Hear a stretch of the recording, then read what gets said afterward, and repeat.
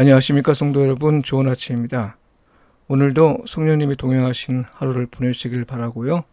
하나님과 이웃에게 적합하게 반응하며 사시길 축복하며 기도합니다. 오늘 묵상 본문은 출애굽기 5장 22절로 6장 13절까지의 말씀입니다. 모세가 여호와께 돌아와서 아뢰되 주여 어찌하여 이 백성이 학대를 당하게 하셨나이까? 어찌하여 나를 보내셨나이까? 내가 바로에게 들어가서 주의 이름으로 말한 후로부터 그가 이 백성을 더 학대하며 주께서도 주의 백성을 구원하지 아니하시나이다. 여호와께서 모세에게 이르시되 이제 내가 바로에게 하는 일을 내가 보리라.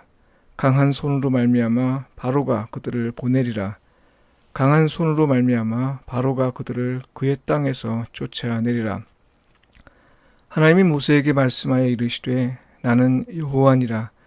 내가 아브라함과 이삭과 야곱에게 전능의 하나님으로 나타났으나 나의 이름을 여호와로는 그들에게 알리지 아니하였고 가나안 땅 곧 그들이 거류하는 땅을 그들에게 주기로 그들과 언약하였더니 이제 애굽 사람이 종으로 삼은 이스라엘 자손의 신음소리를 내가 듣고 나의 언약을 기억하노라.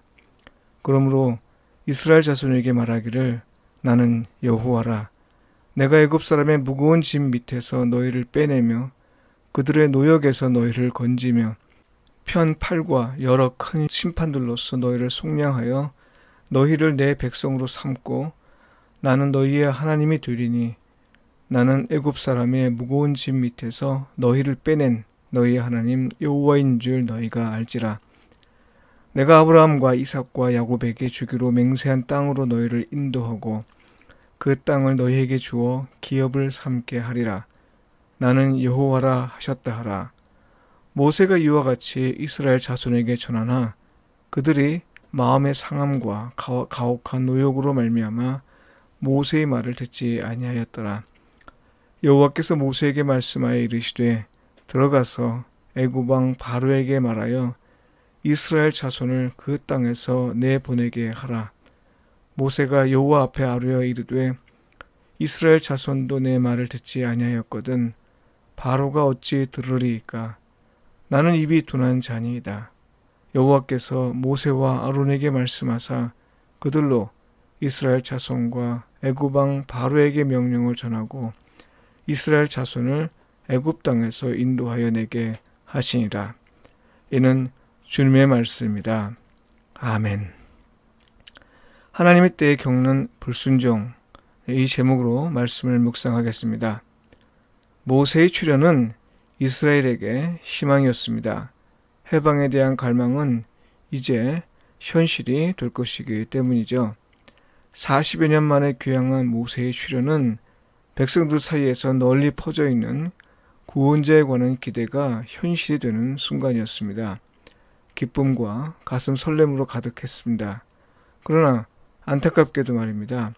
바로의 완고함으로 말미암아 기쁨은 이내 탄식으로 바뀌었습니다. 바로는 노동량을 이전보다 더 늘렸고요. 그것이 가혹할 정도였던 것 같습니다. 모세의 출현과 더불어 구원과 해방을 잔뜩 기대했던 백성들에게 바로의 이러한 대응은 큰 충격이었습니다. 단지 노동량이 많아진 것이 아니라 구원자를 기대했던 모세의 무력함을 경험했기 때문이었습니다. 모세가 나타났으나 해방은커녕 더욱 혹독한 현실을 경험해야만 하는 상황이니 대체 누가 모세의 말을 믿을 수 있었겠습니까? 모세라도 안 되는 건가 수군거리기 시작했고요. 모세의 리더로서의 자질을 의심하기 시작했습니다. 의심은 불순종으로 이어졌는데요. 모세가 백성에게 하나님의 언약을 상기시키며 지금이 하나님이 일하시는 때임을 말하고 또 하나님이 어떤 일을 하실 것인지를 전하는 그 순간 모세는 깊은 좌절을 경험해야만 했습니다. 바로만 그의 말을 듣지 않은 것이 아니라요. 정작 자기 말을 들어야 할 이스라엘 자손마저도 듣지 않았던 거죠. 성경에는 이렇게 기록되어 있습니다. 모세가 이와 같이 이스라엘 자손에게 전하나 그들이 마음의 상함과 가혹한 노역으로 말미암아 모세의 말을 듣지 아니하였더라. 네, 여러분, 이 말이 겉으로 보기에는요, 단지 늘어난 노동량으로 인한 불만의 표현인 것 같지만요, 실상은 모세를 통해 하나님의 계획을 알리시는 그 하나님을 불신하는 행위였습니다. 이건 무엇을 의미하나요? 네, 이제 막 하나님이 일하시려고 하는 때이잖아요. 하나님의 때는 일이 이루어지는 때이죠.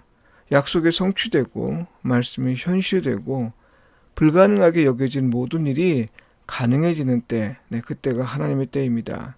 구원의 때인 거죠. 그런데 바로 이러한 때에 일어난 일이 불순종이라니요. 놀라지 않을 수 없는 일입니다. 왜 이런 안타까운 일이 일어났을까요? 예, 바로 이 불순종을 보고 실망한 거죠. 모세도 어찌할 수 없다는 사실을 알고 하나님이 앞으로 행하실 것이라는 그 일에 대한 기대가 송두리째 무너진 거죠. 네, 신뢰가 무너졌습니다. 그러나 성도 여러분, 바울의 완악함이라는 현실에는 하나님의 놀라운 섭리가 들어있습니다. 이걸 간과해서는 안 되는데요. 그게 무엇이에요? 네, 구원은 모세가 하는 일이 아니라는 겁니다. 모세는 위대할지 몰라도 사람에 불과합니다. 하나님의 도구일 뿐입니다. 하나님의 행하실 일을 알리고 하나님의 말씀을 전하고 하나님이 하시는 일이 자기를 통해 나타나도록 부름을 받은 사람에 불과합니다. 구원자는 모세가 아니라 하나님이십니다. 바로는요, 모세가 아무리 뭐라 해도 들을 사람이 아닌 거죠. 오직 하나님만이 행하실 수 있음을 보이시기 위해 하나님은 바로의 마음을 완악하게 하신 거고요. 각종 이적을 통해 그를 굴복시키셨던 겁니다. 그러니 아무리 훌륭한 영적 지도자라 하더라도요, 우리가 신뢰해야 할 분은 하나님이고 그분의 말씀입니다. 사람이 아닌 거죠. 네, 한국교회는 영적 지도자를 신뢰하는 경향이 있습니다. 네, 좋은 일입니다. 그러나 그것이 지났죠. 정작 그들을 사용하시는 하나님을 보지 못하는 건 더 큰 문제입니다. 이렇게 하도록 은연중에 가르치는 사람들이 많은데요. 이런 사람들에겐 반드시 화가 있을 겁니다. 성도와 지도자가 서로를 존경하는 건 아주 좋은 일이죠. 그러나 명심해야 합니다.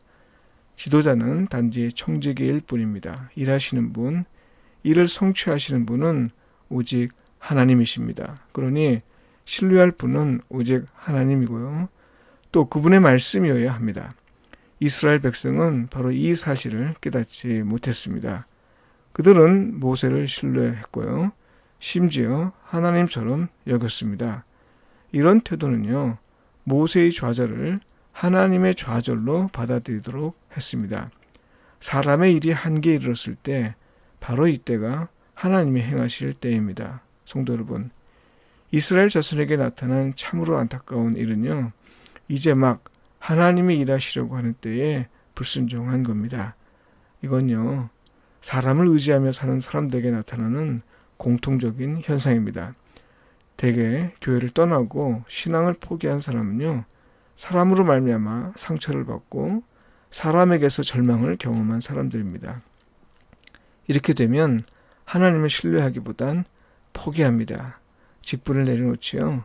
실망하고 상심하여 마음을 닫습니다. 결국 교회를 떠나고 심하면 신앙마저 버립니다.